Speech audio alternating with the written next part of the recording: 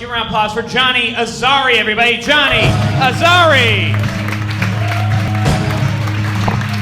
Sacramento, make some noise! Yes, that is good, like a cheerleader on Adderall. All right. By the time I'm done, y'all gonna feel like a priest on Cialis. Confused and compromised. How are you guys doing? You having fun tonight? All right, man. I am very happy to be here. In fact, so happy that I celebrated by promptly getting into a car accident on my way in. No, it's okay. Nobody was hurt. My wallet, however, suffered a fatal laceration to the rectum. No liability, just liability insurance. It was terrible, man. I wasn't texting, though. I was sending an email. I feel like that's different. But you know, it's funny because like this festival is a really big deal to me. Like I'm really happy to be here. So I can't help but to think when God opens a door, he slams the window shut on your fingers. Segway. I didn't think of a segue for this. My wife and I, we decided to get married by eloping on April Fool's. Yeah, 89 angry face emojis. That has to be some kind of a record for a positive Facebook update, I think. It's like, hey everybody, we got married. You go to hell! We got married in a little chapel in the French Quarter called the French Quarter Chapel. And the only way to describe this place is as gaudy, right? It looked like they hired Jackson Pollock and they were like, you know, we want like a Sistine Chapel motif, but with like a crystal meth feel. Now, it being New Orleans and all, we got a phone call from the Reverend 15 minutes before our wedding explaining that, well, I have been drinking for 4 days straight, and I think I am too drunk to marry two people, even though it's the only thing I have been doing for 37 years. Click. So he sent along his protege, which was a female priest, which I thought was cool, but my wife was livid. And I understand why, because other than her being a woman, she had no other razzle-dazzle whatsoever. The Reverend was like a 6-foot-tall, fabulous gay man, okay? This woman looked like she walked out of a song that Tom Waits didn't feel like finishing.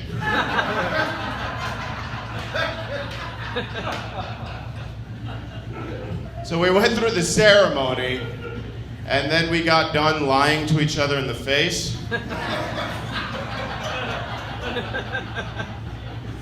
And we had the kiss.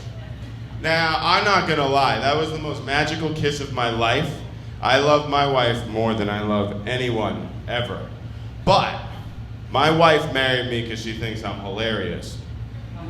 So I could not leave such a pregnant moment unfondled by my funny finger. So I leaned back from the kiss and I looked at the ring and I looked at my wife and I was like, honey, I think this ring is gonna mess up my game with the ladies. And the priest, without missing a beat, was like, no, it's not! You just went from silver to platinum. There are now two types of women you will encounter, sir. There are the intelligent ones who will think to themselves, oh good, I can have sex with him and he won't follow me around afterwards going, hey babe, hey babe, will you be my mommy? And then there are the stupid ones who will think to themselves, well maybe he'll marry me too. Oh, Lord. All right, I know a lot of you came here tonight to have sex with me. And I want you to know that you can. I'm speaking to the women, of course. Ladies, free love right here, free love. Fellas, $15. Nah, you're gonna have sex with me because my wife and I are polyamorous. If you never heard that word before, allow me to translate millennial into English. It means we are the proud parents of free-range genitals. Our genitals do not live in captivity. They are GMO-free, organic, and they roam the wild. See, this is the deal, folks. You buy the cow when the cow lets you drink all the other cow's milk for free. But here's the secret to it. You have to remember all of those beautiful cows and their sweet, delicious milk when a bigger and better looking bull is mounting your wife. You've grown all you want, that's funny. That's so ridiculous, come on. I know. You know what's fun about this set is clean, right? But it's like throwing a gerbil into the dishwasher. Like, it's clean, but it's not okay. I haven't cursed. Anyway, I have to preface this next joke by saying, this is my wife's favorite joke of mine, right? An audience has always pulled back here, and she wants you guys to know that it's okay to laugh at this, all right? This ring is messing up my game a little bit. It feels dishonest to take it off. So I think I'm gonna just start telling women that my wife is dead.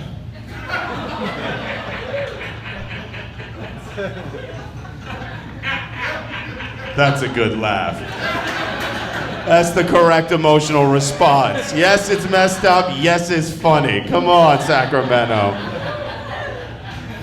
All right, if anybody has any complaints, any grievances, any problems with my act, I kindly ask that you forward them to my father. Because when I was 10 years old, my daddy had a hot date, and he did not have a babysitter. So he popped a Clockwork Orange into the VCR and went about his evening. The same man, when I was 4 years old, I went up to my dad. I was like, "Daddy, is there a God?" And my dad looked lovingly down into my eyes and he was like, "How on earth would I know?" I love my dad because he's hilarious, but never when he means to be. One time we were having dinner with this artist, and this artist was poor as dirt. And at the same time, by talking about how he's living off of rice and beans, he was going off on this moronic monologue about the tenets of capitalism and how it's the best system for which to govern society. And about a minute into this idiot's soliloquy, my dad just interrupts him and he's like, excuse me, I have a question. If you are a capitalist, then where is all of your precious capital? There are 5 of you living in a studio apartment sharing a single bar of soap. I believe they call that socialism. But my favorite thing my dad ever said was we were driving once and I put in that Sam Cooke song, the one that's like, don't know much about history, don't know much about biology, don't know much about algebra. And about a minute into the song, my dad just looks at me and he's like, damn, this idiot don't know much about anything. Like, Father, it's a sweet little love song. He's trying to explain to this special lady that he doesn't have all the answers, but he knows that he loves her. Dad is, well, I hope she's not an ignorant bitch like he is. Last thing this world needs is more stupid people making more stupid people. All right, I haven't got the light. That was supposed to be 10, but I'll keep going. My wife is ridiculously hot. There it is. The minute I said it. My wife is ridiculously hot. She's a model. She's like a 9, but she also has a 4-year-old kid, so I feel that makes her a 2. No, but I'm happy about it. I get to be a dad. And the best part is I'm brown, and I have a blonde-haired, blue-eyed white baby. Do you know how expensive one of those is if you want to buy one? My ex-girlfriend was adopted. Her family paid like $40,000 for her. I agree. I feel like they overpaid as well, you know? I think they'd have haggled a little more if they knew she came with a heroin addiction. All right, I'm gonna leave on this. You guys have been wonderful, man. You've been absolutely wonderful. I hope you were drinking for this, because comedy is like voting a misogynistic racist into office. It's a lot funnier when you're drunk. Thank you guys so much, Sacramento. You're beautiful. I'm Johnny Azari. Good night.